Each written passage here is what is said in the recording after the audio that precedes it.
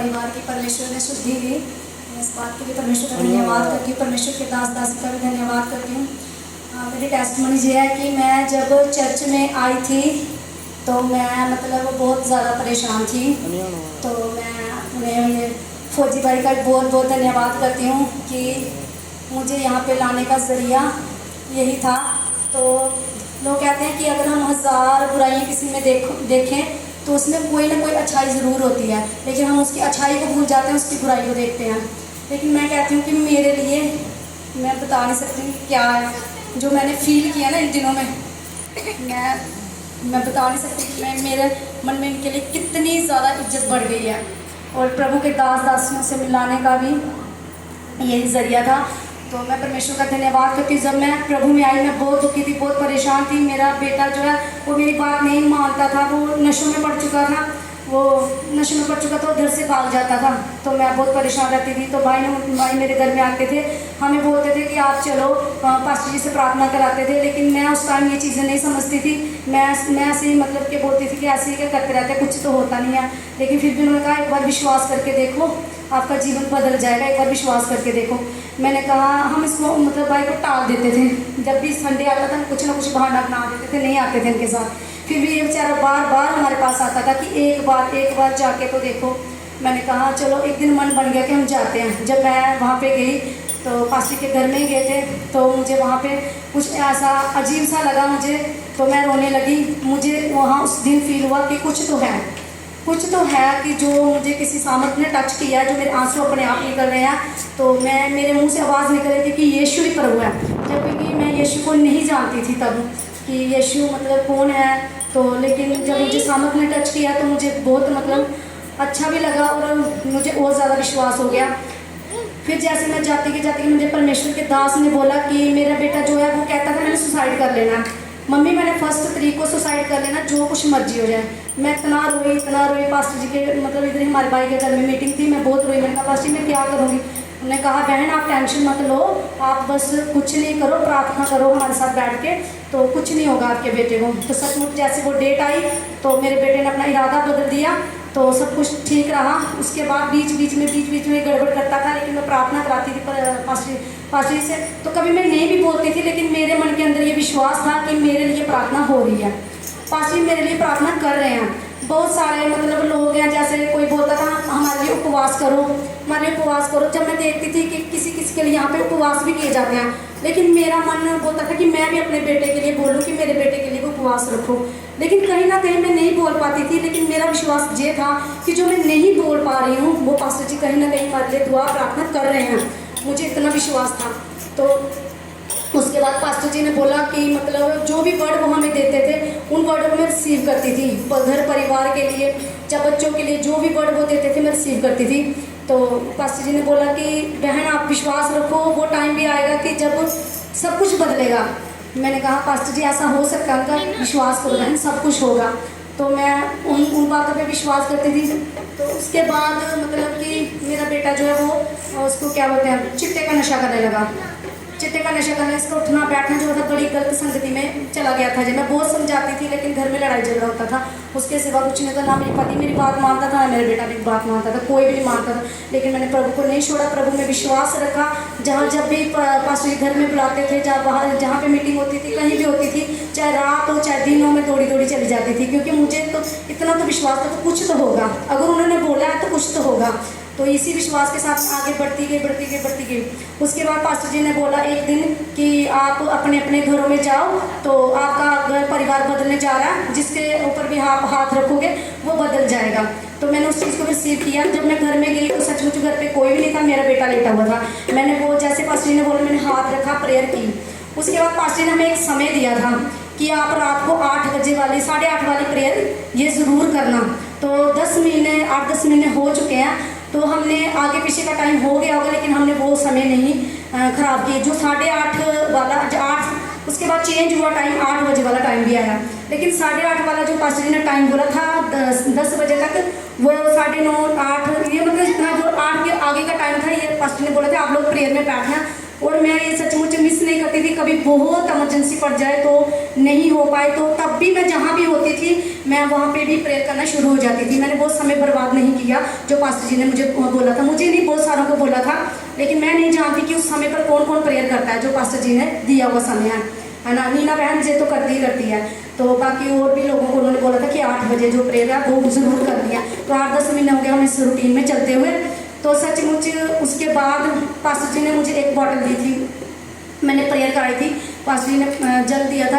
Pastor जी ने बोला कि इस जल पे मैंने मतलब मैं 2 आशीषों को आते देख रहा हूँ और 2 गंदगी आपके घर से जा रही हैं। तो मैंने वो चीज़ भी रिसीव की, मतलब थोड़े दिन की बात है। उसके बाद जैसे मतलब मैं घर में दूसरे दिन मंडे संडे को मीटिंग करती हुई, दूसरे दिन मंडे था।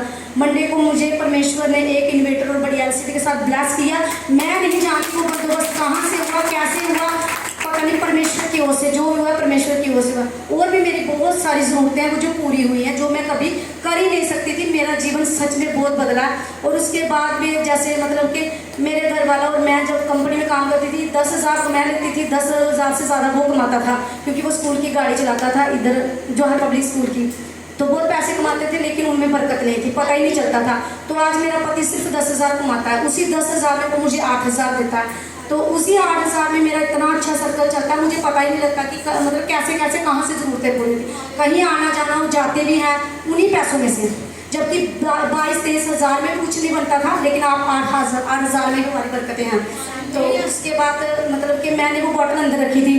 तो मेरा बेटा जी जो था वो जो चिट्टा बनाना पड़ता है उसमें वो लगता है पानी इस्तेमाल होता है। तो इसने क्या करना, वो जल का पानी लेके ना वही लगाते रहना, इंजेक्शन भर के वही लगाते रहना। तो मतलब करते करते करते करते एक दिन जब मुझे बोलने लगा, मम्मी मैं बाजार गई थी, टाइम मेरा वही था मतलब 8 से लेके जो प्रेयर का हम करते हैं। तो मैं प्रेयर ही कर रही थी। मैं जहाँ भी होती थी, अगर मुझे बहुत मजबूरी होती थी, पहली बात मैंने इस टाइम पे प्रेयर करनी ही करनी। अगर कहीं मतलब जाना पड़ता था, जरूरी बड़ी मजबूरी होती थी, मैं रास्ते में करना स्टार्ट हो जाती थी, लेकिन अपना टाइम वेस्ट नहीं। इसने मुझे बताया, मम्मी मुझे ऐसे लगा मतलब कि जैसे मैं लेटा हूँ तो मेरे आंसू अपने आप निकल रहे हैं। तो वो प्रार्थना का समय था, मैं उस समय वहाँ पे मौजूद नहीं थी। तो मम्मी मुझे ऐसे लगा कि मुझे मतलब कि मुझे किसी मतलब चीज़ ने टच किया और मेरे आंसू निकलने लगे, मेरा पूरा शरीर ठंडा हो गया। ये बात उसने मुझे बताई, क्या था, ठंडा हो गया मेरा पूरा शरीर। मुझे ऐसे लगा जैसे काला काला साया कोई मेरे मुंह से निकला है। तो मैंने इसको इतना बोलने लगा, मैं कहा ऐसे कहाँ होता है, नहीं होता है, ऐसे ही बोल रहा होगा। मैंने विश्वास नहीं किया इसकी बात का। तो उसके बाद ये खुद मुझे बोलने लगा, मम्मी मैंने भी चर्च में जाया करना है, मैंने भी बहुत दिनों से मेरे पीछे पड़ा था। मैंने कहा मैंने नहीं जाना बेटा, मैं नहीं जा सकती, कहीं भी नहीं जा सकती। मम्मी एक बार मतलब ऐसे करने लगा। पता नहीं इसका मन चेंज हो रहा था या क्या था क्या नहीं, मुझे नहीं इस चीज़ का पता, लेकिन परमेश्वर से बदल रहा था। वो जो इंजेक्शन में पानी के साथ लगाता था वो परमेश्वर का लहू था जो उसके अंदर जा रहा था। उसकी गंदगी साफ हो रही थी, है ना, वो गंदगी साफ हो रही थी इसके अंदर से। लेकिन मैं इस चीज़ से अनजान थी, मुझे बिल्कुल भी कुछ भी नहीं पता था ये क्या करता है क्या नहीं करता है। उसके बाद मतलब कि जैसे मतलब कि जो समय मुझे परमेश्वर के दास ने बताया था, मेरे बेटे ने उसी समय पे मतलब कि परमेश्वर के अभिषेक तो उसे मिला ही मिला, लेकिन अन्य भाषा का वरदान भी उसको उस समय में मिला। जब हम प्रेयर में बैठे थे, प्रेयर कर रहे थे, उसी समय में 8 से लेके 9:30-10 के बीच का टाइम था जब जिसे वरदान मिला। तो मैं खुद हैरान थी कि जो ये प्रभु को भी जानता भी नहीं है, कुछ इसे पता भी नहीं है, लेकिन परमेश्वर से दया की गया। तो मैं इन चीज़ों के लिए प्रभु के दास दासियों को बहुत धन्यवाद करती हूँ। हमारा जीवन बहुत बदल चुका है, मेरा बेटा बदल चुका है। अब क्या कहता है, मम्मी मेरे साथ कोई ऐसे मतलब खड़ा भी होकर मुझे बड़ी नफरत आती है, मुझे उल्टी 3 दिन प्रभु की दास दासी ने बोला कि उल्टियों के द्वारा और वोमिटिंग के द्वारा मतलब हाँ निकलेंगी। तो जब जो इसको वॉमिटिंग में 3 दिन जब बीमार रहा, मैंने ग्लूकोज वगैरह चढ़ाया इसको, लेकिन उसके बाद परमेश्वर ने इसको बहुत ज़्यादा ब्लेस किया। और परमेश्वर कहता है जा तेरे विश्वास ने तुझे चंगा किया, है ना। तो इसका भी विश्वास बना उसमें। प्रभु के दास दास ने बहुत ज़्यादा मेहनत की है, पूरा 1 साल हो गया नहीं मेहनत करते हुए। तो परमेश्वर 1 साल के बाद फल दिया। तो अगर मैं मतलब मेरी बहुत सारी ज़रूरतें तो परमेश्वर ने बीच में बहुत सारी पूरी की हैं। मैंने जो नहीं सोचा था मेरे जीवन में वो हुआ। मुझे परमेश्वर ने गहनों के साथ भी ब्लेस किया है। मुझे मतलब जो मैं नहीं खरीद सकती थी मुझे वो भी दिया परमेश्वर ने।